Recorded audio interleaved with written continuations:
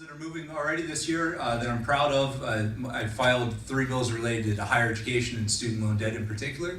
One of those bills was voted out of committee this week, was a state work-study program that would allow students to basically be in paid internships. It creates a wage subsidy that the state would provide to really get a foot in the door for college students work in nonprofit or for-profit agencies out of off campus and in careers where they would want to be placed once they graduate from college. I think it's a great opportunity for economic development and making sure that we can retain some of the best and brightest, give them an opportunity to prove themselves and get on-the-job training. Another one of my bills was heard in committee in higher education this week related to refinancing student loans. I believe the state can play and should play a role in refinancing student loans and helping drive down interest rates. We can do that by lowering the risk and making sure that we are refinancing people who have graduated with an associate's degree or higher. And that really cuts down on the individual's likelihood of default or going into delinquency.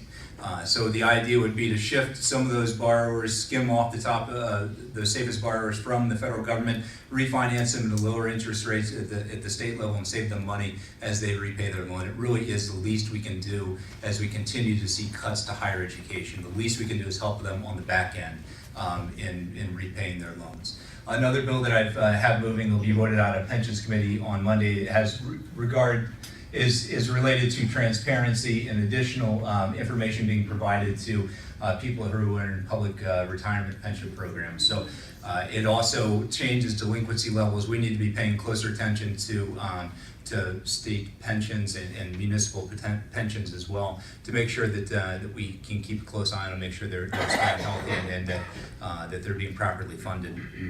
As I said, I serve on budget, and I think everybody knows in this room that there have been a lot of proposed cuts to higher education this year, about depending on how you look at it, anywhere from $70 to $100 million, depending on whether you want to include the governor's withholds from this last year or not. That's coming on the heels of about $100 million, over $100 million in cuts out of FY18. That's a tremendous issue, not just for Columbia and Boone County, but also the entire state.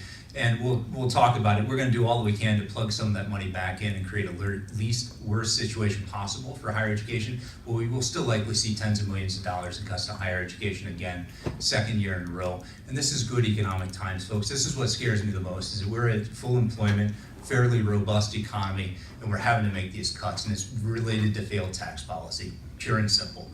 Senate Bill 509 that was passed in 2014, overridden objection of the governor's veto, is really putting us in a horrible situation. This is a second year of a 5-year phase in.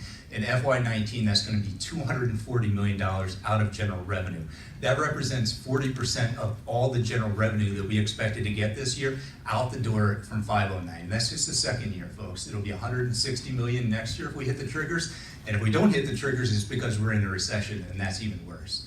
At $160 million a year after that, $160 million a year after that, total about over over $700 million a year out of the budget that we're not realizing. Kansas undid their tax cut because they saw how damaging it was. Missouri's in a situation with Hancock. We can't do that unless we put it before the voters. We're going to bleed this money out slowly. We're not going to be in a good position for a number of years. We're going to continue to see cuts to higher education and other important programs in years of good economic growth. That's scary, because the next downturn will be tremendously devastating to the state of Missouri. So on that high note, I think I'm done.